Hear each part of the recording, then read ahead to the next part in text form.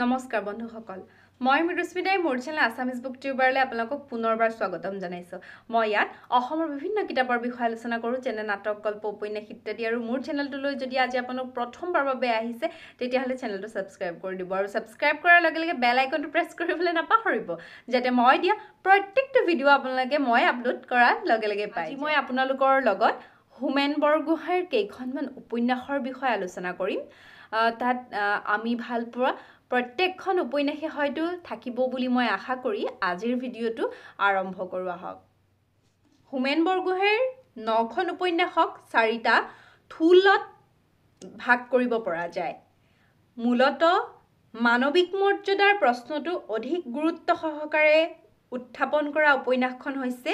সুবালা আৰু মৎস্যগন্ধা সুবালাখনৰ বিষয়ে দিয়া আছে মৎস্যগন্ধাও দিয়া আছে সুবালাখন হৈছে সমুকে যদি মই আপোনালোকক কওঁ এগৰাকী বেইছা নাৰীৰ কথা আৰু মৎস্যগন্ধা হৈছে এটা জাতিক কৈবৰ্ত জাতিক উপস্থাপন কৰি লিখা এখন উপন্যাসৰ কথা তাৰ পাছতে আছে 2 নম্বৰটো পইণ্ট ঘাইকৈ সামন্তীয় শাসন শোষণত পৃষ্ঠ খেতিয়ক ৰাইজৰ জীৱন আৰু গাঁৱৰ সমাজৰ অৱক্ষয়ত গুৰুত্ব দি লিখা উপন্যাস সেইকেইখন হৈছে পিতা পুত্ৰ আৰু হালধীয়া চৰায়ে বাওধান খায় 3 নম্বৰখন হৈছে মূলতঃ 3 নম্বৰ যেটো পইণ্ট মনস্তাত্ত্বিক অথবা অন্তৰ্জগতৰ বিভিন্ন দিশ বিভিন্ন সংঘাতৰ ৰূপায়নত গুৰুত্ব দি ৰচা উপন্যাস তান্ত্ৰিক হাউদৰ পিতেকে নাও মেলি যায় আৰু অস্তৰাগ 4 নম্বৰ পইণ্টটো হৈছে ৰাজনৈতিক আৰু সাংবাদিকতাৰ সম্পৰ্ক ৰাজনীতিৰ অপৰাধীকৰণ ইত্যাদিত পোহৰ পেলাই ৰচা উপন্যাস কুশীলব আৰু তিমিৰ উপন্যাস কেইখনৰ ভিতৰত 6খন উপন্যাসক ভাববস্তু আৰু ৰূপবস্তুৰ সুসংযমৰ বাবে আৰু সেইবোৰৰ মাজেদি ব্যক্ত হোৱা জীৱনবোধৰ বাবে সফল সৃষ্টি বুলি নিসন্দেহে ক'ব পৰা যায় সেই 6খন উপন্যাস হ'ল সুবালা পিতা পুত্ৰ মৎস্যগন্ধা হাউদৰ পুতেকে নাও মেলি যায় হালধীয়া চৰায়ে বাওধান খায় আৰু অস্তৰাগ ইয়াৰে ভিতৰত অন্তত পিতা পুত্ৰ আৰু মৎস্যগন্ধা আৰু হালধীয়া চৰায়ে বাওধান খায় মহৎ শিল্পকৰ্ম হৈ উঠাৰ সম্ভাৱনা যদি আপোনালোকক মই প্ৰথম উপন্যাস সুবালাৰ কথা ক'বলৈ যাওঁ তেতিয়া হলে সুবালাখন হৈছে এগৰাকী বেইছা নাৰীৰ জীৱন কেন্দ্ৰ কৰি লিখি উলোৱা এখন নাৰী কেন্দ্ৰিক উপন্যাস বুলি ক'লেও ভুল নহব কিয়নো এইখন উপন্যাসত আমি বিশেষকৈ সেই বেইছাবৃত্তিত কেনেকৈ এগৰাকী নাৰী সেইখিনি জেগা পাইছিলগৈ বা সেই বেইছাবৃত্তিত থাকি যি সংঘাতময় জীৱনৰ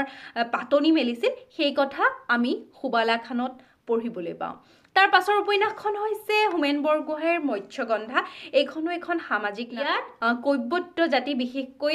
মাছ মাৰি খোৱা জাতি যাক আমি ডুম বুলি কওঁ এনে এটা জাতিৰ ওপৰত লিখি উলোৱা এখন উপন্যাস এইখনো খুব ধুনীয়া এখন উপন্যাস পঢ়িলে আপুনি গম পাব যে এটা কেন্দ্ৰীয় চৰিত্ৰ এগৰাকী নাৰীক লৈ লিখিছে যদিও এইখন ধৰিলা আমি আঞ্চলিক উপন্যাস বুলি ক'লেও ভুল নহয় মৎস্যগন্ধাখন আৰু এইখন উপন্যাসত সেই যি চৰিত্ৰ উল্লেখ আছে সেই চৰিত্ৰই মানে খুব মানে সেই সামাজিক যিখন উপন্যাস তাৰ চৰিত্ৰটোৱে সেই অঞ্চলটোৰ যি পৰম্পৰা বা আমি কেঁচা মাছৰ গোন্ধ পালে কোনখন গাঁও আহি পাইছো এনেকুৱা ধৰণৰ যিবোৰ বিৱৰণ সেই উপন্যাসখনত দিছে সেই উপন্যাসখনৰ পৰা সেই জাতিটোৰ হওক সেই অঞ্চলটোৰ বা সেই মানুহবোৰৰ আমি এটা ভাল জ্ঞান পাব পাৰোঁ আৰু ইয়াৰ ভিডিঅ' অলৰেডি মোৰ চেনেলত আপলোড কৰা আছে তাৰপাছৰখন হৈছে পিতা পুত্ৰ আৰু পিতা পুত্ৰখন কোনো এটা অনুন্নত অঞ্চলৰ বা গাঁৱৰ এটা দৰিদ্ৰ পৰিয়ালৰ দুটা পুৰুষৰ কাহিনী নহয় ইয়াত স্বাধীনতাৰ শেষৰ পাছত যি উত্থান পতন বা সেই সমাজ ব্যৱস্থাৰ যি এক মানে পৰিৱৰ্তন এনে এক মানে পৰিস্থিতিক লৈ লিখি উলোৱা এখন উপন্যাস যিখন উপন্যাসত আমি বহুতো কথা জনাৰ লগতে বিশেষকৈ পিতা পুত্ৰ এখন খুব ধুনীয়া উপন্যাস মই অলৰেডি ইয়াৰ ৰিভিউ আনিবলৈ চেষ্টা কৰিম যে এটা বিপৰীত দৃষ্টিভংগীৰ লগতে মানে আমি এটা সংঘাতৰ কাহিনীও এই উপন্যাসখনত আমি পঢ়িবলৈ পাওঁ ইয়াৰ পাছৰখন হৈছে কিন্তু হালধীয়া চৰায়ে বাওধান খায় আৰু হালধীয়া চৰায়ে বাওধান খায়খনৰ ওপৰত এখন চলচ্চিত্ৰও হয়তো নিৰ্মাণ হৈছে আৰু এইখন উপন্যাসখনৰ কথা যদি মই আপোনালোকক ক'ব বিচাৰোঁ তেতিয়াহ'লে স্বাধীনতাৰ সংগ্ৰামৰ সময়ত আমি বিশেষকৈ হিন্দ্ৰী যিবোৰ উপন্যাস আছিলে যে গোদান হওক প্ৰেমচন্দ্ৰৰ উপন্যাসেই হওক সেই সমসাময়িক ব্যক্তিসকলে লিখা যিবোৰ উপন্যাস বিশেষকৈ আমাৰ যিসকল মৌজাদাৰ হওক বা আমাৰ মাটিৰ মালিকসকলে এই যে কি হয় সেই যে মানে ধান কৰিবলৈ দিয়া মানুহৰ ওপৰত যিটো অত্যাচাৰ চলায় বা কি হয় মহাজনবিলাকে কি কৰে তেতিয়াৰ দিনত আপোনাৰ যদি বহুত মানে মাটি বাৰী আছে কিন্তু আপোনাৰ খাবলৈ ববলৈ নাই সিহঁতে আপোনাক খেতি কৰিবলৈ বাবে সেই বন্ধকত দি লয় মাটিখিনি আৰু সেই খেতিয়কসকলে সেই বন্ধকত মাটিখিনি দিয়াৰ উপৰিও তেওঁক তাৰ পৰিৱৰ্তে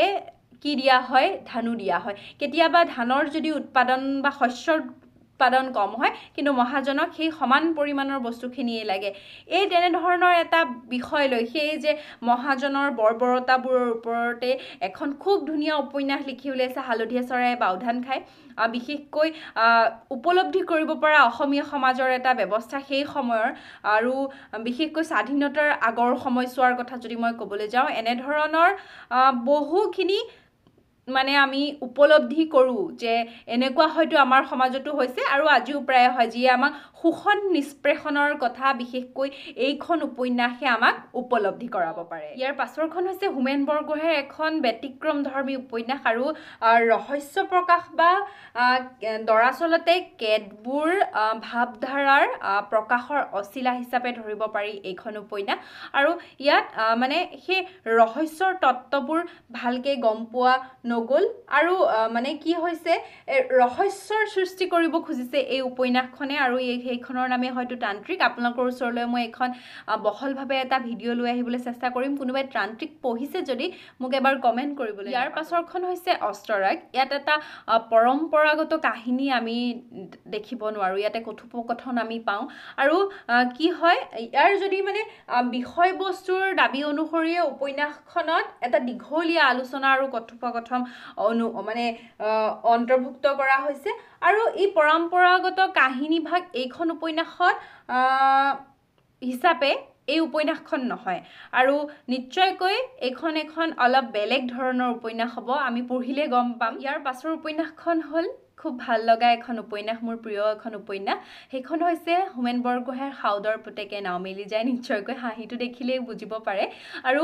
কি হয় হোমেন বৰগোহাঁইৰ এইখন উপন্যাস আমি সকলোৱে পঢ়িব পাৰোঁ আমাৰ সৰু আমাৰ যিসকল ছাত্ৰ ছাত্ৰী তেখেতসকলৰ বাবেও খুব ধুনীয়া এখন উপন্যাস সাউদৰ পুতেকে নাও মেলি যায় কি হয় এইখন উপন্যাস এক কথাত ক'বলৈ গ'লে এইখনৰ যিটো কেন্দ্ৰীয় চৰিত্ৰ বাপুকণ বা বিক্ৰম সেইটো যেন হোমেন বৰগোহাঁই নিজেই মানে তেনেকুৱা লাগে আৰু প্লাছ কি হয় ইয়াত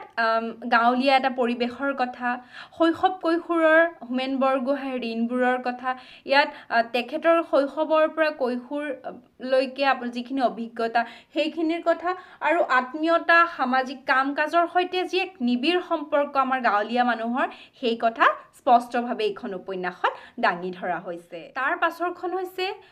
কুশীলৱ ইয়াত একেটা চৰিত্ৰৰ যোগেদিয়ে বহুকেইটা অধ্যায়ত সেইটো চৰিত্ৰ দিয়ে বহুকেইটা অধ্যায় সৃষ্টি কৰা হৈছে আৰু মূলতঃ এখন বাস্তৱতাৰ ওপৰত ভিত্তি কৰি লিখা এখন ৰাজনৈতিক উপন্যাস এইখনতো আমি এটা খুব সুন্দৰ কাহিনী পঢ়িবলৈ শেষৰখন উপন্যাস হৈছে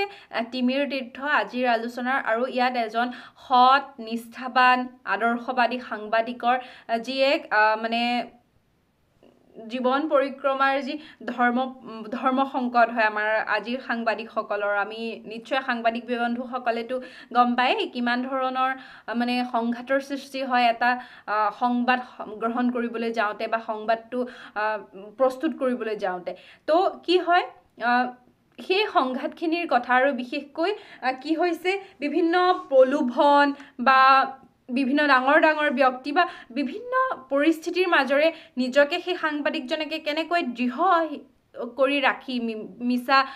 মানে প্ৰলোভন হওক বা মিছা বদনাম এনেকুৱাৰ ভিতৰৰ পৰা নিজকে কেনেকৈ গজগজীয়াকৈ ৰাখি এজন সাংবাদিকে নিজৰ কৰ্ম কৰি গৈছে তাৰ ওপৰতে লিখি ওলোৱা এখন তিমিৰ তীৰ্থখন আৰু সাংবাদিকসকলৰ কাৰণে খুব এখন ভাল উপন্যাস। তেতিয়াহ'লে ইয়াত আমি হোমেন বৰগোহাঁইৰ প্ৰত্যেকখন উপন্যাসতে এটা সামাজিক সোৱাদ, সহজ সৰল ভাষা, বিশেষকৈ সাউদৰ পুতেকে নাও মেলি যায় বাপুকণৰ চৰিত্ৰটোৱে এখন আধুনিকতাই ঢুকি নোপোৱা এখন সহজ সৰল গাঁৱৰ ছবি। সুবালাত এগৰাকী বেশ্যা নাৰীৰ সেই সময়ৰ যিটো এটা পৰিৱেশ বা সেই অঞ্চলটোৰ কেনেকৈ বসবাস কৰে, মৎস্যগন্ধাখনত সেই মানে মানুহবোৰে কেনেধৰণে বসবাস কৰে, কেনেধৰণৰ মেনকাৰ চৰিত্ৰটোত কেনেকৈ গালি গালাজ সেই ডুম সম্প্ৰদায়ৰ মানুহখিনি বা কৈবৰ্ত সম্প্ৰদায়ৰ মানুহখিনি কেনেধৰণে গালি গালাজ দিয়ে সেইবোৰো ইনক্লুড কৰিছে। প্লাছ সেই মানে জেগাটুকুৰৰ চিনাকি কেনেকৈ দিছে মৎস্যগন্ধাখনত, যে যেতিয়া মাছৰ গোন্ধ পাইছেহি মানুহকেইজন মানে আহি এজেগাত তো কনফাৰ্ম হৈছে যে ৰাতিৰ আন্ধাৰত আমি এইখিনি জেগাই পাইছোহি। তো আমাৰ জীৱনটোতো এনেকুৱা বহুত ঘটনা ঘটে, নিশ্চয়কৈ আমি বুজি পাওঁ। তাৰ পাছতে তিমিৰ তীৰ্থখনতো আমি এটা ধুনীয়া ৰাজনৈতিক কাহিনী পঢ়িবলৈ পাওঁ। তাৰ পাছতে আকৌ যদি আমি চাওঁ বিভিন্ন কেইখন উপন্যাসৰ মাজেৰে বিভিন্ন পৰিস্থিতিৰ বেলেগ বেলেগ এটা সোৱাদ দিছে, যে উপন্যাস বিশেষে মানে তেখেতৰ ভাষা শৈলী বেলেগ, পৰিস্থিতি বেলেগ, সামাজিক মানে পৰিৱেশটোৰ বৰ্ণনা বেলেগ হৈছে, বা সেই কোনোবা এখনৰ যদি খুব হাই ক্লাছ এটা পৰিৱেশৰ কথা কোৱা হৈছে, ক'ৰবাত একদম আমি মিডল ক্লাছ ফেমিলি এটাই কেনেকৈ থাকে তেনেধৰণৰ এটা বৰ্ণনা দিয়া হৈছে। আৰু আমাৰ সমাজত বসবাস কৰা প্ৰত্যেকজন ব্যক্তিকে চুব পৰা এটা চৰিত্ৰ ইয়াত মানে উপস্থাপন কৰা হৈছে, যিটো চৰিত্ৰই নিশ্চয়কৈ অনুভৱ কৰায় যে হয়তো এই মানুহজনৰো এনেকুৱা ধৰণৰ কিবা এটাই হয়তো লাইফত হৈছিলে, যে আমি দেখি থকা প্ৰত্যেকজন মানুহৰে হয়তো তেনেকুৱা হ'ব পাৰে। তো নিশ্চয়কৈ এই সুন্দৰ উপন্যাস, ভাষা শৈলী, বিভিন্ন কথা বতৰা আৰু বিভিন্ন আমাৰ সমাজৰ সমস্যা আৰু বিশেষকৈ সাংবাদিকৰ ওপৰত লিখা তিমিৰ তীৰ্থখনৰ কথাটো আপোনালোকক মই কৈছোঁৱেই, কুশীলৱৰ কথা কৈছোঁ। প্ৰত্যেকখন উপন্যাসে এটা নিজা মানে কি গুণ বিশিষ্ট বুলি ক'ব লাগিব, আৰু পঢ়িলে নিশ্চয়কৈ গম পাব হোমেন বৰগোহাঁই কোনকেইখন উপন্যাসনো আপোনালোকে পঢ়িছে মোক এবাৰ জনাবলৈ নাপাহৰিব। আৰু আজিলৈ মই মৃদুস্মিতাই বিদায় মাগিছোঁ। নমস্কাৰ, ধন্যবাদ।